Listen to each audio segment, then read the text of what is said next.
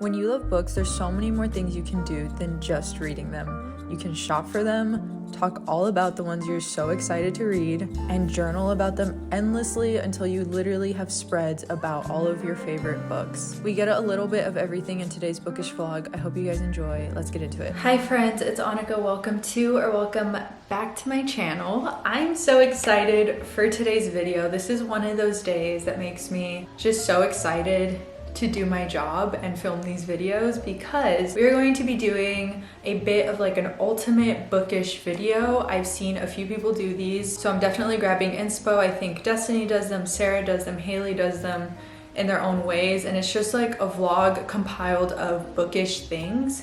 And so I was going to film an August TBR, which is going to be included in this video, but there was some other things that I was going to do that was bookish as well, so I just thought I would bring you along for it. I thought rather than just filming a sit-down video, this might be really fun to do and fun to try out. So I wanted to start it with book shopping because my unread books, there's actually not that many. I was looking at them and I was like, if I'm gonna do TBR videos, I want a little bit more to pull from, things that are kind of like on my immediate watch list when it comes to books and what people are reading and what I want to read. Like I was looking for mysteries on my shelf and I have none. I think I have one or two, so I just thought it would be a great occasion to go to Barnes and a really good excuse to do a little bit of book shopping. I also asked you guys on Instagram what's on your August TBR because I want to add at least one in that you guys sent in, and I may or may not be reading these books in a 24-hour readathon. And I was just waiting until the book nook upstairs was complete to do it. And along with book shopping and a TBR, I think I also want to do a little bit of book journaling. I've been avoiding it for the last month because my bullet journal that I was book journaling in basically fell apart. It wasn't a book journal to begin with, so everything at the beginning of the journal I like tore out and it made the spine fall apart, and now pages are just like coming out, unfortunately. So I've been just contemplating on if I just like try and keep going with it or if I should just get a new one and start new, which would kind of suck because I drew in so many pages already for that other one, but it's literally falling apart on me and I don't think she's gonna last many more months. I hope you guys enjoyed this bookish video. Let me know if you want more. This is my first time trying it. Let the book shopping begin. So I went into Barnes with a completely open mind and nothing on my list, which is honestly the most fun way to browse a bookstore.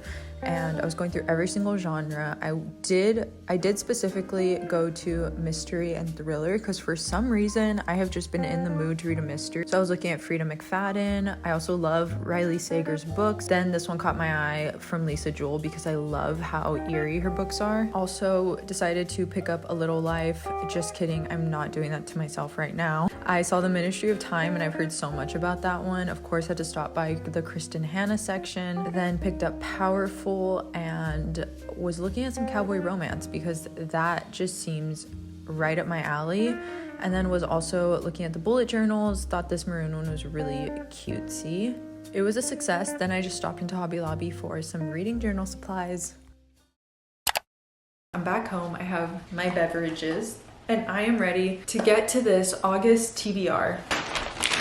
I went to Barnes & Noble's with the intention of getting books specifically for my TBR because there was nothing on my shelf that was like standing out to me. I have 5 books and I think we go across all genres. There's romance, fantasy, mystery, and I think this is either sci-fi or literary fiction. We have a whole array of things. Welcome to my first TBR video. I feel like we should like cheers to this.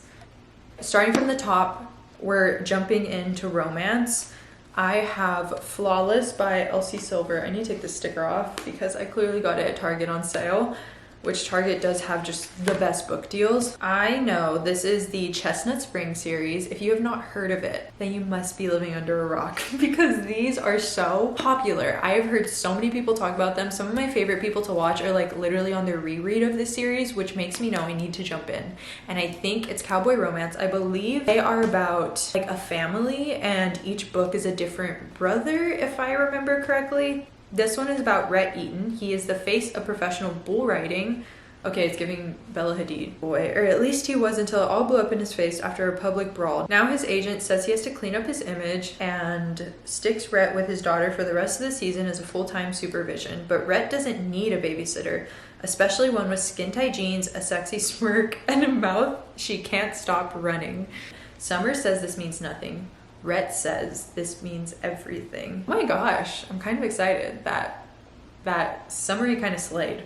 So clearly this one's about a bull rider, and I just know that they're like cowboy romance, which for me is like the perfect like summery but not super summery read, because I feel like I'm starting to transition into like fall vibes. I was in Hobby Lobby today, they had all the fall decor, and I was like, oh my gosh, it's here. Like I'm so ready for the next season. And I'm not really into like beach reads at this moment. I don't know, I feel like cowboy is still kind of summer to me, but like a good transition to fall, which might be like the most overcomplicated analysis of this like very niche genre, but that's just how I'm feeling. Literally same note. We have Done and Dusted. This is part of the BNN haul from today. They're all mixed in with my TBR, so I'll tell you which ones I bought today. This is by Lila Sage. This caught my eye because I've heard a few people talk about it. Again, cowboy, cowgirl romance, but favorite thing is riding horses. Guys, what is my favorite thing to do besides reading and making videos? That drew me in. After an accident makes it impossible for her to get back into the saddle, she has no choice but to return to the hometown she always wanted to escape. Emmy's got too much on her mind to think about romance, and Luke knows he should stay away from his best friend's younger sister. Oh, so it's best friend's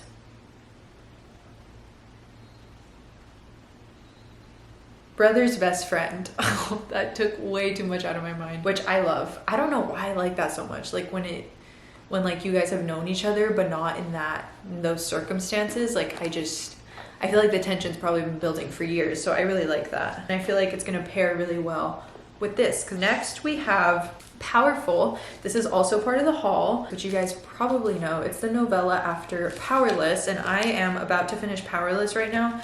I'm really hoping to sit down and finish it tonight, because that is the book that I have just dragged out for like 10 days. And so I just have this on my watch for the month. Probably want to get this finished so I can move on to Reckless. It's really short. It's a little baby book. I like how it's like tiny. It reminds me of a storybook, like a kid's storybook. So I feel like it's just gonna be fun to read. I could probably read this while reading another book too, and it just looks fun. I've actually never read a novella in a series before, so this will be my first. Okay, and then we have this one, which was actually suggested by one of you guys. I went to Barnes & Noble specifically looking for a good mystery or thriller. This is Then She Was Gone by Lisa Jewell. Funny fact is that before I even knew Book Talk was a thing, or booktube or anything, like I was purely just trying to get into it myself, I picked up The Family Upstairs, which is a Lisa Jewell book.